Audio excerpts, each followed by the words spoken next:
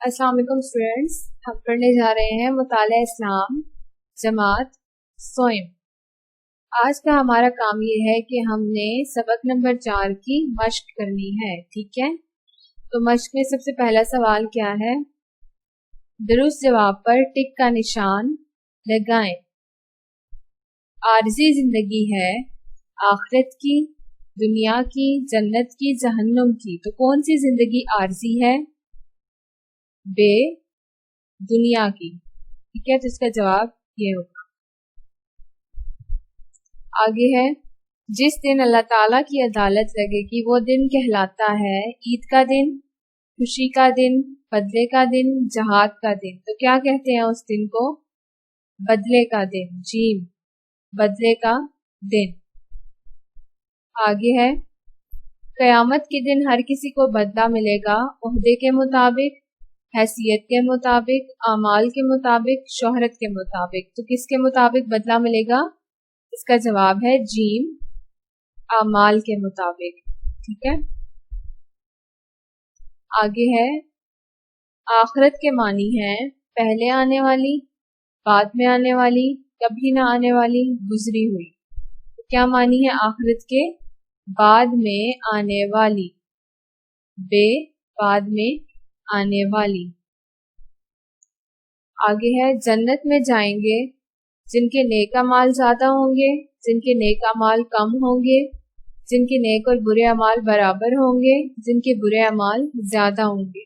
तो कौन लोग जन्नत में जाएंगे? जिनके नेक अमाल ज्यादा होंगे। क्या? आगे है, कालम अलिफ को कालम बे से मिलाएं। अब आपको ये कालम अलिफ दिया गया है और ये कालम बे। यहाँ पे जो अल्फाज है आपने देखना है कि इन अल्फाज का क्या मतलब है कॉलम बे में, यानी कौन सा लफ्ज किसके साथ मिलाएंगे तो वो उसका मानी बन जाएगा, यानी वो सही होगा। ठीक है, जैसे नेक अमाल का वजन ज्यादा, तो हम देखेंगे कि यहाँ पर इसका क्या जवाब बन सकता है। नेक अमाल का वजन ज्यादा होगा तो क्या होगा, क्या मिलेगी? नेक अमाल का वजन ज्यादा होगा तो जन्नत मिलेगी। ठीक है, तो आपने इसको किसके साथ मिलाना है? नेक अमाल का वजन ज्यादा, जन्नत। ठीक है, आगे है जहन्नुम। तो जहन्नुम को हम किसके साथ मिलाएंगे? जहन्नुम में क्या होगा? सख्त अजाब। ठीक है, आगे है कयामत का दिन। कयामत के दिन क्या होगा? क्या कहा जाता है कयामत के दिन को? बदले का दिन। ठीक है, तो कयामत का दिन बदला।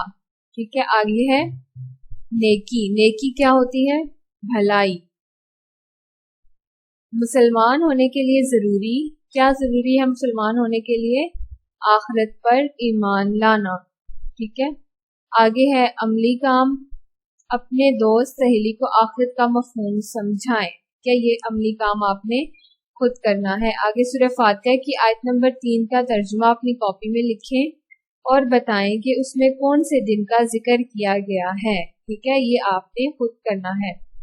आगे जायजा है, जायजा के सवालात हम ढूंढेंगे सबक में से। ठीक है, पहला सवाल क्या है? आखिरत के दिन से क्या मुराद है? क्या मुराद है आखिरत के दिन से? सबसे पहली लाइन में इसका जवाब है, आखिरत के मानी बाद में आने वाली के हैं। आखिरत से मुराद दुनिया की जिंदगी के बाद में आने वाली जिंदगी है। ठीक है, तो ये जो पहली लाइन है और इसके साथ ये आपका पहले सवाल का जवाब है। ठीक है,